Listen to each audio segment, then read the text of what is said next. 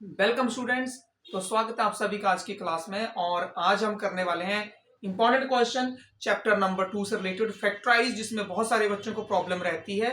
Cubic polynomial हमें एक दे रखा है और उसका फैक्टराइजेशन हम कैसे करेंगे। तो अब आज हम सीखेंगे कि अगर क्यूबिक पॉलिनोमियल का क्वेश्चन आपके पास आता है तो हम उसमें किस कंसेप्ट के साथ हम उसको सॉल्व करेंगे। तो ध्यान से समझेंगे सभी। हमारे पास पॉलिनोमियल इन एक्स दे रखा है, x cube minus 8x² plus 17x-10। ये हमें क्वेश्चन दे रखा है यहाँ पे। तो सबसे पहले यहां से कांस्टेंट टर्म वो होती है जिसके साथ कोई वेरिएबल नहीं लिखा गया है। तो कांस्टेंट टर्म है यहाँ पे 10। सबसे पहला काम क्या करना है, कांस्टेंट टर्म है 10। अब इसके सारे फैक्टर्स लिखने हैं आपने, फैक्टर्स ऑफ 10। 10 किस किस से डिवाइड होता है, 1 से, 2 से, 5 से और खुद 10 से। तो ये इसके फैक्टर हो गए, बट आपने दोनों साइन के साथ लिखने हैं। 1 2 5 10 लिखा है तो यहाँ पे -1 -2 -5 -10 सबके मतलब जो भी कांस्टेंट टर्म, जब भी ये ऐसा क्वेश्चन कोई आता है तो उसके आपने सबसे पहले देखना है कि उस क्वेश्चन में कांस्टेंट टर्म कौन सी दे रखी है। उस कांस्टेंट टर्म के सारे फैक्टर लिखने हैं विद बोथ साइन, मतलब दोनों साइन के साथ लिखने हैं। अब इसमें से क्या करना है आपने, इसमें से कोई भी एक फैक्टर से स्टार्ट करना है और उस फैक्टर को एक्स के प्लेस पे पुट करके देखना है और उसको सॉल्व करना है पॉलिनोमियल को, और देखना है कि क्या आंसर हमारे पास जो वो 0 आता है या नहीं आता है। तो सबसे पहले मैं यहाँ पे ये वाला यूज करता हूं 1। मान लो मैं एक्स के प्लेस पे 1 पुट करता हूं। अगर मैं एक्स के प्लेस पे 1 पुट करता हूं तो क्या बनेगा, 1 क्यूब -8 1 स्क्वायर 17 इंटू 1 -10। तो 1 का क्यूब कितना हो गया 1, 1 का स्क्वायर 1 होता है तो 1 इंटू 8 8, 17 1 just 17 -10 ये आ गया हमारे पास। तो यहां पे देखेंगे ये प्लस वाले इकट्ठे कर लो, 1 प्लस 17 और -8 और -10। तो 17 प्लस 1 कितना हो गया 18, 10 और 8 कितना हो गया 18। तो कितना आंसर बन गया हमारे पास 0। मींस क्या करना है, सबसे पहला काम, पहला स्टेप यही है। यहां पे जो कांस्टेंट टर्म है उसके सारे फैक्टर लिखो, फिर एक फैक्टर से स्टार्ट कर दो, उसको पुट करो एक्स के प्लेस पे उसी क्वेश्चन में, और देखो क्या आंसर 0 आ रहा है उसको सॉल्व करने के बाद। अगर पहले फैक्टर से नहीं आता है तो दूसरा फैक्टर यूज कर लो, तीसरा कर लो, अगर नेक्स्ट कर लो, मतलब जितने दिए वो जब तक 0 नहीं आता वो नेक्स्ट से नेक्स्ट ट्राई करके देख सकते हैं, 0 तो जरूर आएगा। ओके, फैक्टर के साथ 0 जरूर आएगा, किसी ने अगर एक के साथ नहीं आता तो नेक्स्ट वैल्यू पुट कर लो।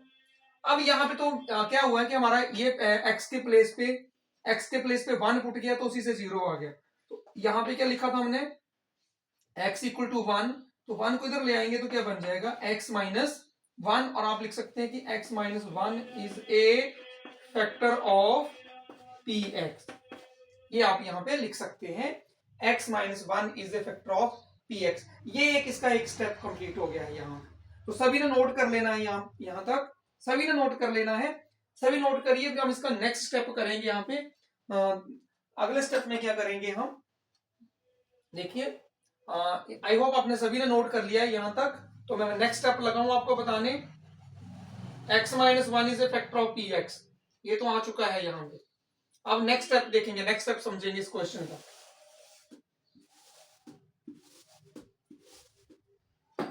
नेक्स्ट स्टेप में second step, x cube minus 8x² plus 17x-10। इसमें लॉन्ग डिवीजन करनी है अब आपने, किसके साथ, जो भी हमने पीछे लिखा था x minus 1 is a factor of this, इसके साथ इसको डिवाइड करना है। अब यहां पे ध्यान से समझना है कि लॉन्ग डिवीजन हम कैसे करते हैं, इसको ध्यान से समझना है। देखो यहां पे देखो, ये सारा क्वेश्चन प्रॉपर अरेंजमेंट में है।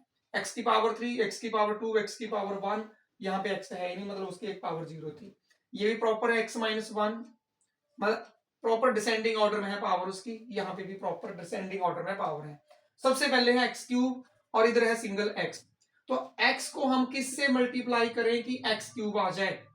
x को सिर्फ पहला नंबर देखना है, बाकी पीछे वाला भूल जाओ। अभी पहली ही टर्म देखनी है, इधर से हाईएस्ट जो भी इनमें हाईएस्ट टर्म है, हाईएस्ट पावर वाली टर्म है वो, और इधर से भी हाईएस्ट पावर वाली जो टर्म है वो देखनी है।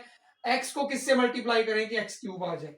अगर आपको ये भी पता नहीं चलता है तो आप डिवाइड करके देख लो, x cube divide by x, तो क्या होगा?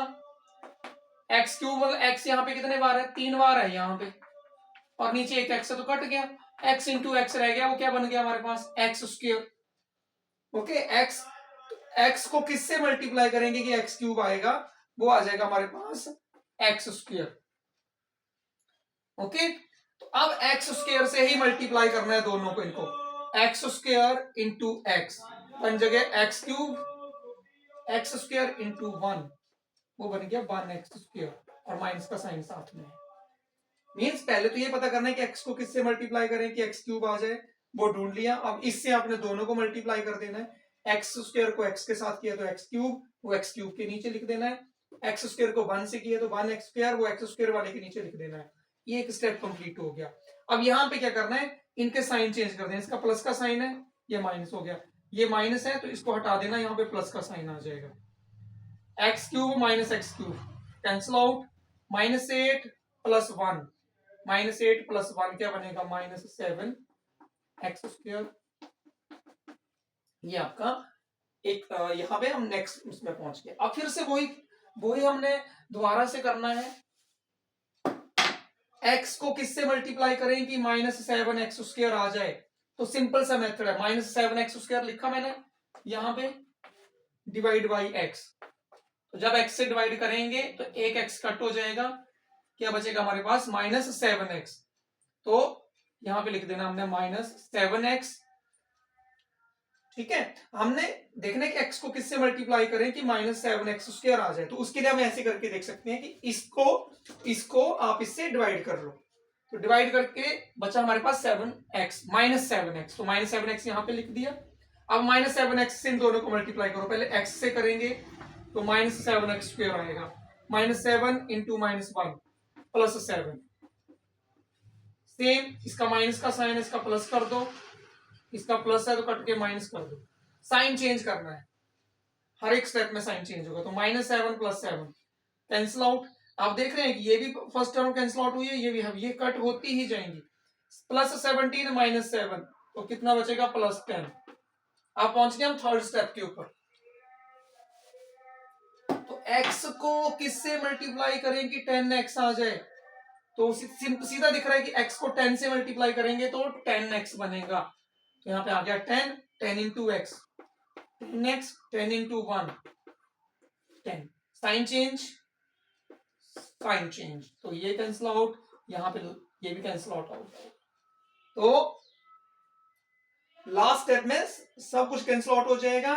अब हमारे पास क्या बच गया है? एक्स स्क्वायर -7x प्लस 10, तो ये करना है हमने थर्ड स्टेप में, एक्स स्क्वायर, इसको कर लेते हैं हम यहीं पे, x square -7x plus 10, middle term को स्प्लिट करना है, तो ये तो सभी को आता है कैसे करते हैं मिडिल टर्म स्प्लिट।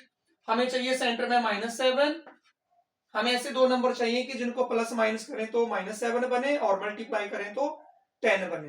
देखो ये चीज ढूंढने का भी एक मेथड होता है, हमारे पास 10 है यहाँ पे, देखो यहां से समझो, 10 होता है 2 5 जो 10, और 10 क्या होता है? 10 1 जो 10, दो चीजें होती हैं, यही फैक्टर होते हैं 10 के।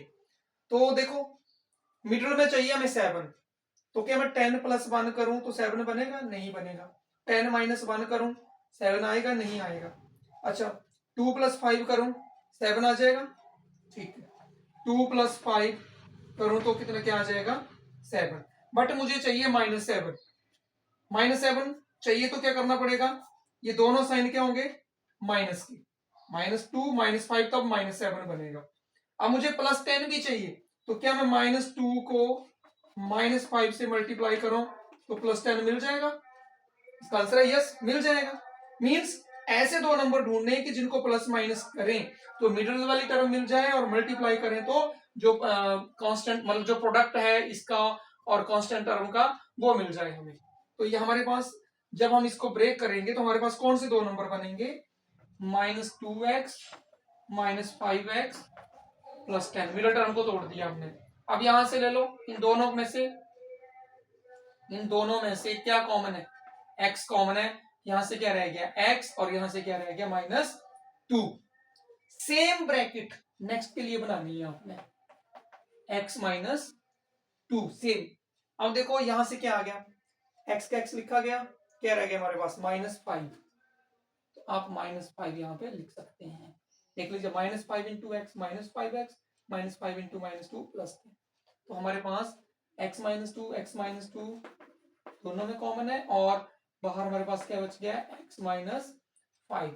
तो आप लास्ट में आंसर क्या लिख सकते हैं, x -2 x -5 और एक फैक्टर जिससे डिवाइड किया था x -1। ये हमारा कंप्लीट आंसर यहां पे हो जाएगा। तो समझना है कि कैसे हम क्यूबिक पॉलिनोमियल को फैक्टराइज कर सकते हैं और